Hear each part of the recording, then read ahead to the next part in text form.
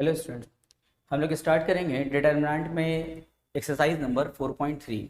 ये exercise actual में हम लोग के एरिया ऑफ ट्राइंगल पर बेस्ड होगा। एरिया ऑफ ट्राइंगल, देखो एरिया ऑफ ट्राइंगल तुम लोग के लिए नया नहीं है। एरिया ऑफ ट्राइंगल तुम लोग मेंसुरेशन में भी सीखे हो। अगर हम तुम लोग से ये बोले कि बताओ area of right angle triangle क्या होता है, तो आंसर होगा half into base into height. अगर हम तुम लोग से ये बोले कि एरिया ऑफ इक्विलैटरल ट्राइंगल, ये भी हम लोग सीखे हैं भाई, √3/4 साइड पे स्क्वायर। अगर हम ये बोले कि area of triangle using Heron's formula, तो वो भी हम लोग सीखे हैं, √S into S minus A, S minus B, S minus C. लेकिन what about area of triangle in coordinate geometry? अगर हम बात करेंगे कोऑर्डिनेट ज्योमेट्री का, तो वहाँ पे एरिया ऑफ ट्राइंगल क्या हो सकता है? अभी जो हम तुम लोग को एग्जाम्पल दिए वो तो मेंसुरेशन का था, लेकिन what about area of triangle in coordinate geometry? तो जैसे मान लेते हैं कि हम एक क्वाड्रेंट ले लिया, मतलब एक एक्सिस ले लिया 4 क्वाड्रेंट वाला। मान लेते हैं कि फर्स्ट क्वाड्रेंट में एक ट्राइंगल बन रहा है 3 पॉइंट के साथ में, 3 वर्टिसेस के साथ में। इसका कोऑर्डिनेट है मान लेते हैं x1y1, ये है मान लेते हैं x2y2, और ये मान लिया x3y3। तो इससे जो हम लोग ये जो ट्राइंगल बना है इसका एरिया ऑफ ट्राइंगल क्या होगा? तो कोऑर्डिनेट ज्योमेट्री में एरिया ऑफ ट्राइंगल का फॉर्मूला क्या होता है? Half x1 y2 minus y3 plus x2 y3 minus y1 plus x3 y1 minus y2। ये भी हम लोग का एरिया ऑफ ट्राइंगल है इन कोऑर्डिनेट ज्योमेट्री। अब अगर इसी को हम अगर डिटरमिनेंट की फॉर्म में ले लें, जानते हो एक्चुअल में जो एरिया ऑफ ट्राइंगल है ना, nothing but the expansion of A determinant. ये देखा जाए तो एक्चुअल में एक डिटरमिनेंट का एक्सपेंशन है। जानते हो डिटरमिनेंट कैसा दिखेगा? देखो ऐसा दिखेगा, हाफ x1y1 x2y2 x3y3 1 1 1। अगर तुम लोग इसको एक्सपेंड करोगे ना तो देखना यही चीज तुमको मिल जाएगा। यानी कि ये जो एरिया ऑफ ट्राइंगल का फॉर्मूला देख रहे हो ना डिटरमिनेंट की हेल्प से, ये एक्चुअल में कोऑर्डिनेट ज्योमेट्री से ही आया है। कोऑर्डिनेट ज्योमेट्री में जो फॉर्मूला यूज करते हैं वो इसका एक्सपेंशन होता है, उसी को क्या करते हैं हम लोग डिटरमिनेंट के फॉर्म में लिख लिया, तो ये क्या बन गया हम लोग का एरिया ऑफ ट्राइंगल बन गया। अच्छा, जब हम लोग मेंसुरेशन में काम करते हैं जो एरिया ऑफ ट्राइंगल होता है वो ऑलवेज पॉजिटिव आता है। लेकिन चूंकि तुम अगर कोऑर्डिनेट ज्योमेट्री में काम कर रहे हो तो तुम्हारा जो एरिया ऑफ ट्राइंगल होगा वो नेगेटिव भी आ सकता है, पॉजिटिव भी आ सकता है। अगर तुम फर्स्ट क्वाड्रेंट में काम कर रहे हो तो no doubt area of triangle हो या किसी भी फिगर का वॉल्यूम निकालो, कुछ भी निकालो, वो ऑलवेज क्या दिखाएगा? पॉजिटिव दिखाएगा। लेकिन अगर तुम second, third and fourth quadrant में काम कर रहे हो, अगर तुम्हारा ज्योमेट्रिकल फिगर यहाँ बना इन तीनों क्वाड्रेंट में, तो तुम्हारा जो एरिया होगा या कोई 3D फिगर अगर तुम यहाँ पे डाल दो अगर 3 एक्सिस करके, तो उसका जो वॉल्यूम या फिर जो एरिया होगा ना वो नेगेटिव भी आ सकता है, पॉजिटिव भी आ सकता है। अब चूंकि ये जो एरिया ऑफ ट्राइंगल का फॉर्मूला है डिटरमिनेंट में, वो तो कोऑर्डिनेट से ही आ रहा है, यानी कि तुम्हारा जो एरिया ऑफ ट्राइंगल होगा with the help of determinant formula, ये पॉजिटिव भी हो सकता है, नेगेटिव भी हो सकता है। क्योंकि कोऑर्डिनेट ज्योमेट्री में पॉसिबिलिटी है कि एरिया जो है नेगेटिव भी होगा, पॉजिटिव भी होगा। कोऑर्डिनेट को ही हम लोग क्या किए, उसको फॉर्मुलेट कर दिए डिटरमिनेंट के फॉर्म में। तो डिटरमिनेंट की हेल्प से जो एरिया ऑफ ट्राइंगल निकलेगा वो पॉजिटिव भी हो सकता है, नेगेटिव भी हो सकता है। लेकिन हम लोग जानते हैं कि जो एरिया होता है वो तो एक एब्सोल्यूट मेजरमेंट है, area can not be negative. कभी सुनियो कि कोई बोलेगा भाई हम एक जमीन खरीदते हैं जिसका एरिया जो है ना -1000 स्क्वायर फीट है, ऐसा होता है? बिल्कुल नहीं होता है, क्योंकि एरिया एक एब्सोल्यूट मेजरमेंट है, वो कभी नेगेटिव में नहीं हो सकता है। तो अगर तुम लोग डिटरमिनेंट के हेल्प से जब एरिया निकालोगे और अगर मान लेते तुम्हारा एरिया का वैल्यू माइनस में आ गया, सपोज दैट -4 स्क्वायर यूनिट्स अगर आ गया मान लेते हैं, तो तुम लोग इसको क्या करना, एब्सोल्यूट वैल्यू में कन्वर्ट कर देना, यानी कि इसको हम लोग पॉजिटिव बना लेंगे, पॉजिटिव ऑफ 4 स्क्वायर यूनिट्स कर लेंगे। ठीक है, फिर एक दिन हम लोग क्वेश्चन करेंगे जहाँ पे लिखा रहेगा ना कि मान लिया कि area of triangle 4 square units है या 6 स्क्वायर यूनिट्स है। अगर हमसे क्वेश्चन में बोला जाएगा कि area of triangle is 6 square units, इसका मतलब ये मत समझना कि कैलकुलेशन करके पॉजिटिव में ही आया होगा। हो सकता है कि जो एरिया ऑफ ट्राइंगल होगा शायद वो +6 भी होगा या हो सकता है -6 होगा।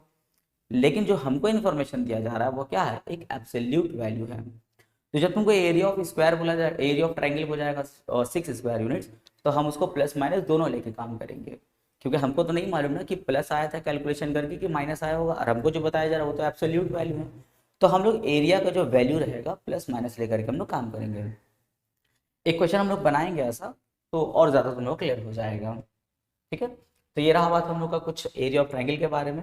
उसके बाद में एक और तुम लोग कंसेप्ट यहाँ पे सीखोगे, कोलिनियर। देखो कोलिनियर तुम लोग के लिए कुछ नया वर्ड नहीं है, ये तुम लोग क्लास 10 में भी किए हो कोलिनियर। लेकिन डिटरमिनेंट में और एरिया ऑफ ट्रायंगल की हेल्प से हम लोग कैसे बताएंगे कोलिनियर के बारे में। तुमको 3 पॉइंट्स दिया जाएगा। अच्छा कोलिनियर के माने क्या होता है, अगर सभी पॉइंट्स एक स्ट्रेट लाइन में लाई करें, इसका मतलब क्या होता है, कोलिनियर होता है। अब जैसे मान लेते 3 ऐसा पॉइंट है, 1 2 3। अब देखो ये तीनों पॉइंट्स तो एक लाइन में नहीं है, अगर तीनों पॉइंट्स को ज्वाइन करना चाहेंगे तो हम लोग को देखो 2 या 2 से ज़्यादा लाइन लेना होगा। जैसे ये देखो एक स्ट्रेट लाइन में तीनों तो नहीं आया, यहाँ पे देखो हमको 2 स्ट्रेट लाइन बनाना पड़ा जोड़ने के लिए, तो ये तीनों कोलिनियर नहीं होगा। कोलिनियर का मतलब क्या होता है, अगर तुम्हारा 3 या 3 से ज़्यादा जितना भी पॉइंट्स अगर एक ही स्ट्रेट लाइन में लाई करते हैं, इसका मतलब वो पॉइंट्स क्या हो गया, कोलिनियर हो गया। अब हमसे बोला जाएगा 3 पॉइंट दिया जाएगा और बोला जाएगा कि यूजिंग डिटरमिनेंट या फिर यूजिंग एरिया ऑफ ट्रायंगल बताइए तीनों कोलिनियर है या नहीं है। तो इसको बताना देखो बहुत ही आसान रहेगा। मान लेते हैं कि हम 3 पॉइंट्स लेते थे ऐसे, भाई देख के समझ आ रहा है कि ये कोलिनियर नहीं है। अगर इन तीनों पॉइंट्स को ज्वाइन करेंगे देखो एक ट्रायंगल बनेगा ना, जैसा कुछ एरिया निकलेगा। सपोज दैट इसका एरिया निकला 10। अब एक काम करते हैं, ये पॉइंट को थोड़ा नीचे लाते हैं, ये दोनों सेम रखेंगे, इसको नीचे ले आए, फिर मेरा एक ट्रायंगल बना। अब देखो जैसे ये पॉइंट थोड़ा नीचे आया तो ट्रायंगल छोटा बन गया ना, तो बताओ इसका एरिया बढ़ गया या कम हो गया, कम हो जाएगा। सपोज दैट इसका एरिया हो गया मान लेते हैं 5। अगर हम इस पॉइंट को और थोड़ा नीचे ले आए, यानी कि ऐसा रहे, देखो ट्रायंगल मेरा और छोटा बना, तो एरिया क्या होगा और कम। सपोज दैट इसका एरिया कितना हो गया 2। तो देख रहे हो जैसे जैसे ये पॉइंट्स इन दोनों के करीब में आ रहा है उसका एरिया क्या हो रहा है, कम। अब इमेजिन करो कि ये पॉइंट आकर के यहाँ पे ऐसे ज्वाइन हो गया, यानी कि ऐसे किए और ये जो पॉइंट था ना यहाँ पर आ गया। अब बोलो अब उसका एरिया कितना होगा, एरिया क्या होगा 0, क्योंकि यहाँ पे तो ट्रायंगल ही फॉर्म नहीं कर पा रहा है। यहाँ जब ट्रायंगल छोटा फॉर्म कर रहा था तो एरिया कम था, यहाँ तो ट्रायंगल ही फॉर्म नहीं कर पाया। जब ट्रायंगल ही नहीं बना तो फिर इसका एरिया क्या होगा, 0 हो जाएगा।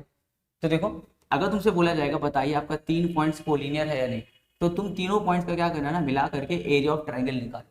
अगर एरिया ऑफ ट्रायंगल 2 आ गया मान लेते हैं, तो हम समझ जाएंगे कि जो पॉइंट है थोड़ा ऊपर कहीं ना कहीं है, तभी तो ट्रायंगल बना, तभी तो एरिया 2 है। लेकिन इमेजिन करो कि एक ट्रायंगल का एरिया अगर 0 आ गया तो इसका क्या मतलब हुआ कि ये पॉइंट जो है इसी दोनों लाइन के बीच में कहीं पर आया होगा, दोनों पॉइंट के बीच में, क्योंकि तभी ना ट्रायंगल नहीं बना, तब ना एरिया 0 हो गया। तो 3 पॉइंट्स कोलिनियर बनाने का सबसे अच्छा तरीका क्या होता है, तुम एरिया ऑफ ट्रायंगल निकालो। अगर एरिया ऑफ ट्रायंगल 0 आए तो समझ जाना ट्रायंगल नहीं बना। और ट्रायंगल कब नहीं बनेगा, जब तीनों पॉइंट्स एक ही स्ट्रेट लाइन में होगा, यानी कि वो क्या है, कोलिनियर है। ठीक है, तो ये हम लोग का छोटा मोटा कुछ थ्योरी रहा। चलो अब हम लोग इसका सम से स्टार्ट करते हैं। चलो question number 1, using determinant find the area of triangle. तुमको डिटरमिनेंट के हेल्प से तुमको जो है इसका एरिया बताना होगा ट्रायंगल का। तो बहुत ही आसान है भाई, देखो पहले लेट कर लो। लेट x1 है 3, y1 है 8, x2 है हम लोग का -4, y2 है 2, x3 हम लोगों का है 5, y3 हम लोग का है 1। अब लिखेंगे एरिया ऑफ ट्रायंगल। तो एरिया ऑफ ट्रायंगल डिटरमिनेंट में क्या है, half x1 y1 x2 y2 x3 y3 1 1 1। अब देखो अब सारा वैल्यूज बैठा दिया जाएगा। हाफ x1 y1 कितना बैठाएंगे 3 8, x2 y2 क्या बैठाएंगे -4 2, x3 y3 यानी कि 5 1, यहाँ पे क्या है 1 1 1। देखो अब तो तुम लोग को भाई देख के समझ में आ रही है, हम लोग का एक्सरसाइज 4.1 है ना। जस्ट तुमको क्या करना है, इसको एक्सपैंड कर देना होगा। तो लिखेंगे हाफ, चलो एक्सपैंड करते हैं।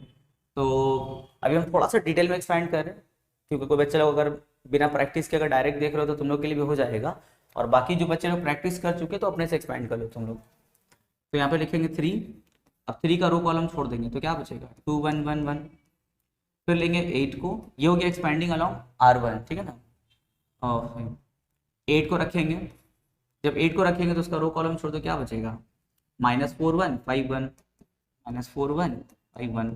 फिर 1 को ले लेंगे, जब 1 को रखेंगे तो उसका रो कॉलम छोड़ना होगा -4 2 5 1, -4 2 5 1।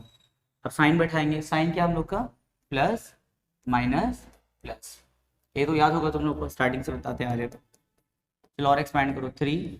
अब इसको कैसे एक्सपैंड करते हैं हम लोग, ऐसे क्रॉस करते हैं ना, 2 1 2, माइनस 1 फिर देखो -4 इंटू 1 क्या होगा, -4, -5 यहाँ पे हो जाएगा -4 -10, फिर हो जाएगा हाफ, और 2 - 1 क्या होगा 1, और 1 3 इज द 3।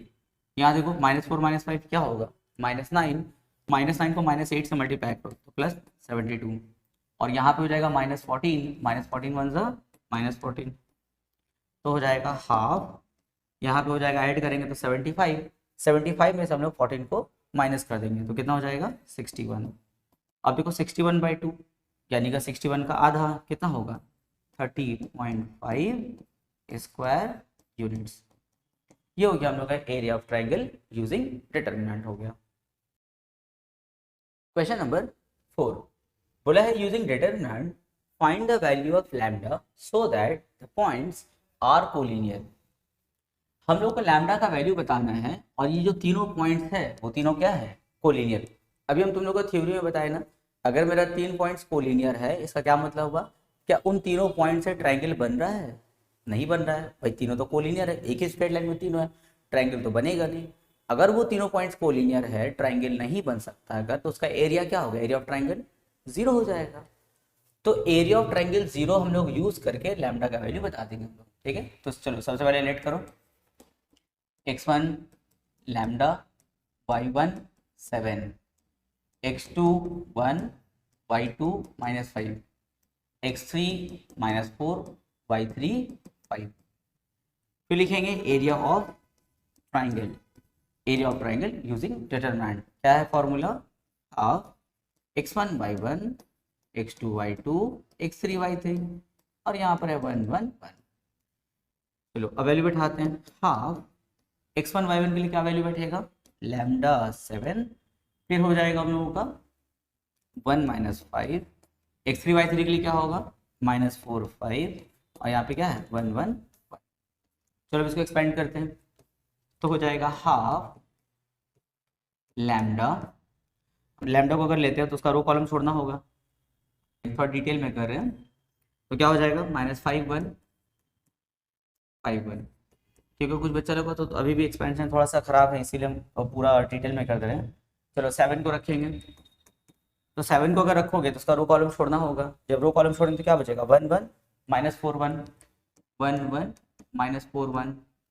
उसके बाद में 1 को अगर लेते हैं तो उसका रो कॉलम छोड़ना होगा, तो 1 -5 -4 5, 1 -5 और क्या है -4 5, क्या लिए थे वहाँ पे 1 लिए थे, ठीक है। चलो साइन बैठाते हैं, प्लस माइनस प्लस, तो हो जाएगा हाफ, यहाँ पे हो जाएगा लैम्डा, चलो इसको एक्सपेंड करते हैं तो -5 -5, फिर यहाँ पे एक्सपेंड करेंगे तो हो जाएगा 1 + 4, और यहाँ पे हो जाएगा हम लोग का 5 और माइनस कितना 20,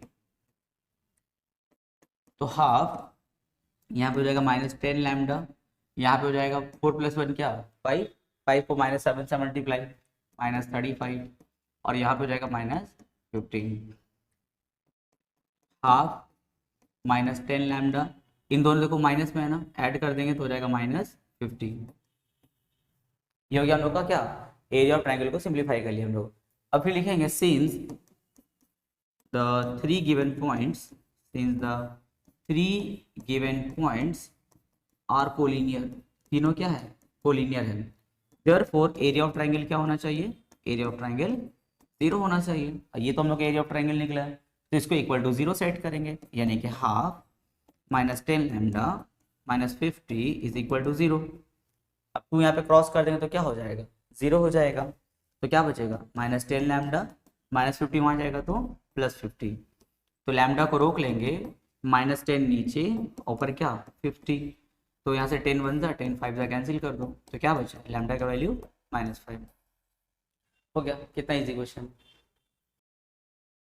question number 6 find the value of k if the area of triangle with the vertices this and this is 4 square units. बोल रहे हैं k का वैल्यू बताइए और ये जो तीनों पॉइंट्स मिला करके जो ट्राइंगल बन रहा है उसका एरिया कितना है 4 स्क्वायर यूनिट्स। देखो इस पे हम स्टार्टिंग में डिस्कशन कर चुके हैं ना कि अगर तुमको एरिया 4 स्क्वायर यूनिट्स दिया हुआ है, इसका मतलब ये नहीं है कि कैलकुलेशन करके एरिया +4 ही आया होगा, मे बी प्लस आया होगा या फिर वो माइनस आया होगा, लेकिन चूंकि एब्सोल्यूट वैल्यू लेके काम करते हैं तो इसीलिए यहाँ पे जो है 4 स्क्वायर यूनिट्स दिया गया है।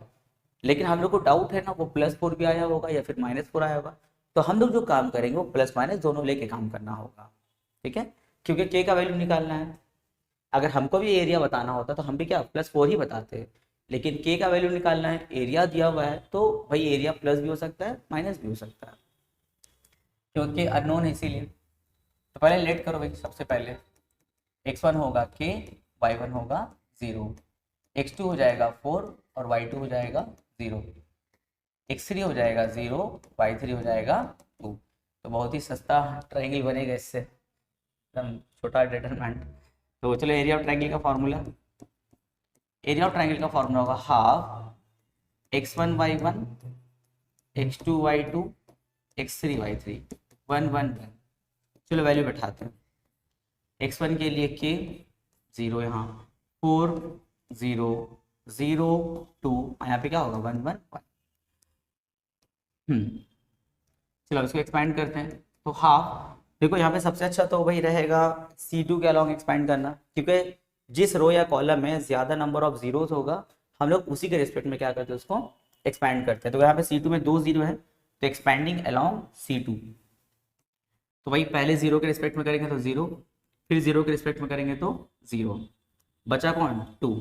अगर 2 के रिस्पेक्ट में करेंगे तो 2 का रो और कॉलम छोड़ दो, क्या बचेगा K1 4 1 K1 4 1। अच्छा सेकंड कॉलम का साइन क्या था, देखो तो ये था ना हम लोग का साइन का concept, plus minus plus minus plus minus plus minus plus. Second column का साइन क्या देखो तो माइनस प्लस माइनस, तो यहाँ देंगे माइनस, यहाँ प्लस, यहाँ पे माइनस, ठीक है। चलो तो हो जाएगा हाफ, ये तो भाई खत्म ही हो गया, 0 हो गया, हटा दो, -2 यहाँ एक्सपैंड करते हैं तो K-4, तो हो जाएगा हाफ। अच्छा ये तो 2 2 कट हो जाएगा देखो, है ना। चलो ब्रैकेट खोलते हैं, क्या होगा -K+4, ये क्या निकला हम लोग का एरिया निकला। अच्छा के तो तुम्हारा अननोन है, के का वैल्यू तो हम लोग नहीं जानते हैं, तो भाई ये जो ट्राइंगल का जो एरिया निकल रहा है वो नेगेटिव भी हो सकता है पॉजिटिव भी हो सकता है। इमेजिन करो ना कि अगर के का वैल्यू 4 से ग्रेटर था, सपोज दैट के का वैल्यू आया 5, तो -5 + 4 क्या होगा -1, तो एरिया क्या हो गया नेगेटिव। अगर के का वैल्यू 4 से छोटा रहा जैसे 3, तो 4 - 3 क्या होगा 1, यानी कि पॉजिटिव है। यानी कि जो एरिया ऑफ ट्रायंगल निकला तुमको कंफर्म नहीं है, ये पॉजिटिव भी हो सकता है नेगेटिव भी हो सकता है, जब तक हमको के का वैल्यू नहीं पता तब तक। तो हम क्या करते हैं ना, इसका मॉडुलस वैल्यू लेते हैं। इसका हम मॉडुलस वैल्यू क्यों ले रहे हैं, इसका मॉडुलस वैल्यू इसलिए हम ले रहे हैं क्योंकि जो एरिया का जो वैल्यू लिया वो क्या है एब्सोल्यूट है, तो हम भी क्या कर दिए इसको एब्सोल्यूट कर दिए, ठीक है। अब हम दोनों को इक्वल करेंगे, लिखेंगे सिंस एरिया ऑफ ट्राइंगल कितना दिया हुआ है 4 स्क्वायर यूनिट्स गिवन, तो दोनों क्या होगा इक्वल होगा, तो लिखेंगे therefore modulus of -K+4 is equal to क्या 4। अब हम बोलेंगे यहाँ से मॉडुलस हटाओ, तो जब मॉडुलस हटाएंगे तो ये अंदर वाला चीज़ पॉजिटिव भी हो सकता है नेगेटिव भी हो सकता है ना। ये जो चीज़ है अभी हम लोग डिस्कस किए ना, डिपेंड करता है के का वैल्यू पे, तो अंदर वाला जो मटेरियल है पॉजिटिव भी हो सकता है नेगेटिव भी हो सकता है। तो अगर तुम मॉडुलस को हटाते हो तो तुमको ऐसे लिखना होगा +-K+4 = 4। समझ आ रहा है क्या बोले ना। जैसे मान लेते हैं कि लिखा हुआ है मॉडुलस ऑफ x, अगर हम बोलेंगे मॉडुलस हटा दो, अगर हम बोलेंगे मॉडुलस ऑफ x का वैल्यू बताओ तो ऑलवेज क्या होगा पॉजिटिव होगा। लेकिन अगर हम बोलेंगे सिर्फ x के बारे में बताओ मॉडुलस हटा दो, तो सर ये +x भी हो सकता है -x भी हो सकता है। लेकिन अगर हम बोलेंगे मॉडुलस ऑफ x बताओ तो ऑलवेज क्या होगा पॉजिटिव। उसी तरह मॉडुलस ऑफ दिस देखो +4 है, लेकिन हम बोलेंगे मॉडुलस छोड़ दो अंदर वाला मटेरियल बताओ अंदर वाला, तो बोलोगे सर अंदर वाला तो पॉजिटिव भी हो सकता है नेगेटिव भी हो सकता है depending on the value of k = 4। अब एक काम करो, एक बार प्लस लेके काम करेंगे एक बार माइनस लेके काम करेंगे। जब प्लस लेके काम करेंगे तो क्या होगा -K+4 = 4, k का वैल्यू कितना हो जाएगा हम लोग का 0 हो जाएगा। और एक बार जब माइनस लेके काम करेंगे हम लोग, ये माइनस को लेके करेंगे तो क्या होगा K-4 = 4, यानी कि k का वैल्यू क्या होगा 8। तो k का देखो 2 पॉसिबल वैल्यू आया, एक आया 0 और एक आया 8, हो गया। क्वेश्चन नंबर 7, यहाँ देखो बोला है find the value of x if the area of triangle with the vertices is 35 square units. एकदम सेम क्वेश्चन है, अपने से भी ट्राई करोगे तुम लोग हैं। तो हम इसको थोड़ा डायरेक्ट करें क्योंकि अब तो तुम लोग सीख गए हो। एरिया ऑफ ट्रायंगल क्या है formula, half x1y1 x2y2 x3y3 और यहाँ पे 1 1 1, तो हो जाएगा हाफ x1y1 कितना लेंगे x4 x2y2 2 - 6 और 5y4 और यहाँ पे क्या है 1 1 1। चलो इसको एक्सपेंड करते हैं, तो एक्सपेंड करेंगे तो हो जाएगा x -6 -4, थोड़ा डायरेक्ट कर रहे हैं, एक्सपेंडिंग अलॉन्ग R1 कर रहे हैं, R1 के अलॉन्ग एक्सपेंड कर रहे हैं। तो फिर आप 4 को लेंगे तो -4, अब हो जाएगा 2 - 5, फिर ले लेंगे 1 को, तो 1 को लेंगे तो हो जाएगा क्या 8 + 30, तो हो जाएगा हाफ, यहाँ पे हो जाएगा -10x, यहाँ पे हो जाएगा -3 और -4 से मल्टीप्लाई तो क्या होगा +12 और यहाँ पे हो जाएगा 38। ठीक है, ये तो बिल्कुल ईजी चल रहा है। तो -10x + 38 में 12 ऐड कर दो, कितना हो जाएगा 50 हो जाएगा। तो देखो ये हम लोग का क्या निकला, एरिया ऑफ ट्रायंगल निकला। अब समझ लो यहाँ पे फिर जो है ये एरिया ऑफ ट्रायंगल नेगेटिव भी हो सकता है पॉजिटिव भी हो सकता है, वो डिपेंड करेगा x के वैल्यू पे। सपोज दैट अगर x का वैल्यू अगर 5 से छोटा आता है, 5 से छोटा, सपोज दैट x का वैल्यू 4 है, तो 10 4 = 40 माइनस में और ये 50 प्लस में, तो वैल्यू क्या आएगा पॉजिटिव। लेकिन अगर तुम्हारा x का वैल्यू अगर ग्रेटर देन 5 आ गया, सपोज दैट 6 अगर x का वैल्यू है तो हो जाएगा -60 + 50 क्या होगा -10 हो जाएगा। यानी कि तुम्हारा एरिया ऑफ ट्रायंगल नेगेटिव भी हो सकता है पॉजिटिव भी हो सकता है, ठीक है ना। लेकिन भाई हम लोग तो एरिया ऑफ ट्रायंगल निकाल रहे हैं, ये तो ऑलवेज हमको किस में चाहिए पॉजिटिव में चाहिए, तो हम क्या करेंगे इस पर मॉडुलस लगा देंगे। ठीक है, यानी कि देखने में कुछ ऐसा होगा, देखो एरिया ऑफ ट्रायंगल कुछ इस तरह होगा, हाफ मॉडुलस ऑफ -10x + 50 हो जाएगा। ठीक है, ये हो गया। क्यों तुम उसको मॉडुलस में लिए हो, क्योंकि तुमको जो एरिया ऑफ ट्रायंगल दिया हुआ है ना 35 स्क्वायर यूनिट्स, भाई ये भी तो पॉजिटिव है, यानी कि ये लोग भी एब्सोल्यूट वैल्यू लेकर के रखा है, इसलिए हम भी क्या किए एब्सोल्यूट ले लिए, तब हम दोनों को इक्वल करेंगे। अब हम दोनों को इक्वल कर देंगे, देखो लिखेंगे हाफ -10x + 50 = क्या 35, 2 कैसे क्रॉस कर देंगे तो हो जाएगा -10x + 50 = में क्या 70। अब अगर हम तुम लोग से ये बोलते हैं कि यहाँ से मॉडुलस हटा दो, जब मॉडुलस ऑफ दिस देखेंगे तो देखो मॉडुलस ऑफ दिस ऑलवेज क्या होगा पॉजिटिव, ठीक है ना। लेकिन हम बोलेंगे मॉडुलस हटा दो, सिर्फ इसके बारे में बात करो, तो भाई ये नेगेटिव भी हो सकता है अंदर का चीज, पॉजिटिव भी हो सकता है। जैसे अगर हम तुम लोग से बोलते हैं मॉडुलस ऑफ -2 क्या होगा पॉजिटिव ऑफ 2, मॉडुलस ऑफ 2 ये भी क्या होगा प्लस ऑफ 2, यानी कि एब्सोल्यूट वैल्यू ऑलवेज पॉजिटिव होगा, लेकिन एब्सोल्यूट के अंदर का वैल्यू नेगेटिव भी हो सकता है पॉजिटिव भी। उसी तरह modulus of this always positive, लेकिन अगर हम बात करें सिर्फ अंदर का तो भाई वो पॉजिटिव भी हो सकता है नेगेटिव भी हो सकता है। तो हम बोलेंगे मॉडुलस हटा दो, सिर्फ इसके बारे में बात करो, तो बोलोगे सर ये तो पॉजिटिव भी हो सकता है नेगेटिव भी हो सकता है, तो हम लोग कुछ इस तरह लिखते हैं,